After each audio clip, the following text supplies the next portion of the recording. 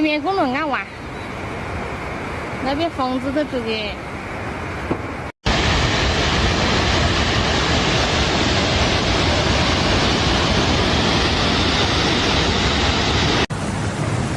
The morning of August 11th, 2025, dawned with an eerie stillness over Hong Kong, a city of glass and steel that pulsed with the rhythm of millions.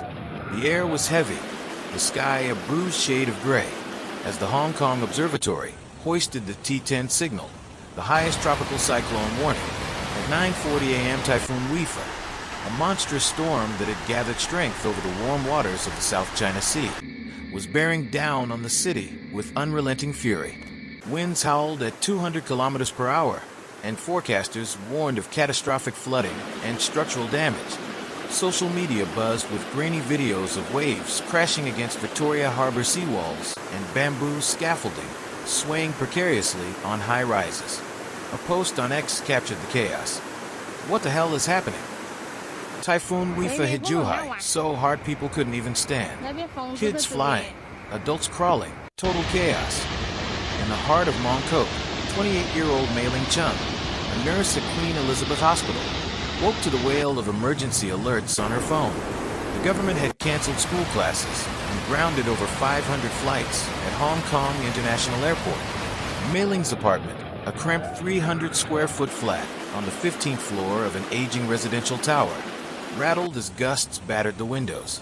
She glanced at her elderly mother, Wai Yin, who sat clutching a rosary, her eyes fixed on the flickering TV broadcasting live updates. Typhoon Wefa, located 60 kilometers southeast of Hong Kong, is expected to make landfall by noon, bringing torrential rains and storm surges. Outside, the city was transforming into a battleground. In Kennedy Town, a fishing boat smashed into the China Merchant's Wharf, its hull splintering against the concrete. In North Point, bamboo scaffolding on a half-built skyscraper collapsed, sending debris crashing onto the streets below. The Fire Services Department was overwhelmed, fielding 425 reports of fallen trees by mid-morning. Wong Tai Sin, a low-lying district, was already underwater, with residents wading through knee-deep floods to reach temporary shelters. Mei Ling's phone pinged with a message from her brother, Kai, who worked in a tech startup in Kwun Tong. Sis, the office is flooding. We're evacuating. Stay safe.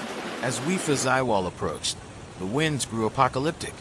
In Aberdeen, high-rise apartments shook as if caught in an earthquake. Erica Chung, a mother living on the 26th floor of a sea-facing tower, later told reporters her flat trembled for 3 hours. When I stood still, I could feel the floor moving. It was terrifying. Across the city, windows shattered in office buildings like one harborfront in Hong Kong, leaving piles of glass glittering in the rain-soaked streets. An Australian tourist, Dave Breyer, marveled at the destruction. I've never seen anything like this. This is shocking. Mei Ling, now on duty at the hospital, navigated a chaotic emergency room.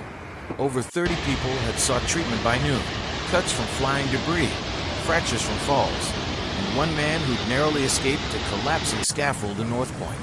The hospital's backup generators hummed as power outages swept across the city, affecting tens of thousands of households.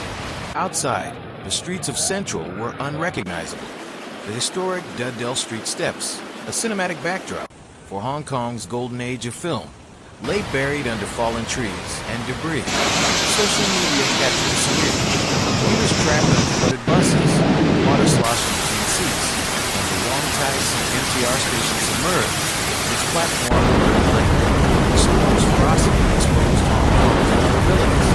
Decades of development had prioritized building skyscrapers over resilient infrastructure. Low-lying areas like Tai storm surges, echoing the devastation of past typhoons, like Mangkhut in 2018, which had toppled 60,000 trees. Professor Meng Yao from Hong Kong Management University, long warned that the city's limited monitoring stations and aging flood defenses were ill-equipped or increasingly extreme, whether driven by climate change. The Reuters report noted extreme storms and severe flooding, which meteorologists linked to climate change, increasingly pose major challenges for Chinese officials. By afternoon, Weefa's wrath extended July beyond 26, Hong Kong. 2025. The storm barreled toward Hong Macau Kong. and Zhuhai. Typhoon The Weefa videos showed is currently residents battering crawling Hong Kong against with gale-force devastating winds, In intense Vietnam, rainfall, Weefa and rapidly downgraded to a deteriorating tropical conditions storm, across the made territory. landfall, triggering The Hong Kong fears over Observatory, once HKO, 5, has issued the 000 hurricane signal years number flooding 10, event as the city's Van highest V storm warning, hydroelectric dam at 3:50 opened all p.m. its today, gates. In warning Hong residents Kong, to stay the government indoors faced and criticism brace for for its continued response. severe impacts throughout the 150 night. million Hong Kong dollars in emergency system residents of such disasters failed to activate in time. They get caught off guard. Climate change is coming really fast and coming strong. Sometime in the Philippines, Hong Kong, as night fell, the storm began to relent. The city was starved. Over 280 people As of this hour, temporary shelters. wind gusts have Their exceeded homes 165 km/h at Tate's Cairn and Gongping, with sustained gale-force winds across urban and coastal areas.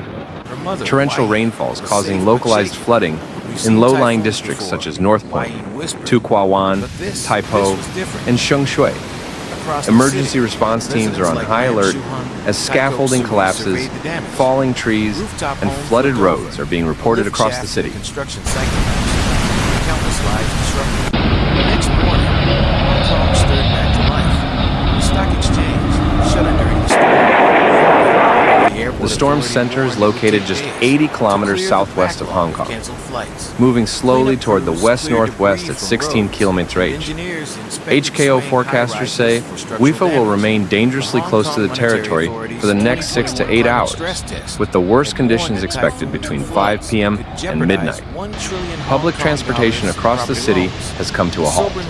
The MTR has suspended all above-ground services, including the East Rail, Tsuen Wan, and Tsung Kwan O lines. Hong Kong's people forged through decades of storms, protests, and reinvention shone through. Yet, as climate change fueled strong typhoons, she wondered how much longer the city could withstand nature's growing fury. Weefa was a wake-up call, a reminder that even a metropolis built on ambition and ingenuity was not invincible. As Professor Chow Wen of HKU Bus operators have withdrawn all services, and ferry routes between Hong Kong Island and Kowloon have been suspended since noon. Hong Kong International Airport is in chaos, as over 420 flights have been canceled or delayed, stranding thousands of passengers. Cathay Pacific and HK Express have grounded all outbound flights until at least 10 p.m. tonight, while inbound arrivals are being diverted to nearby cities or canceled entirely. A warning that the future demanded not just recovery, but reinvention in the face of a changing climate.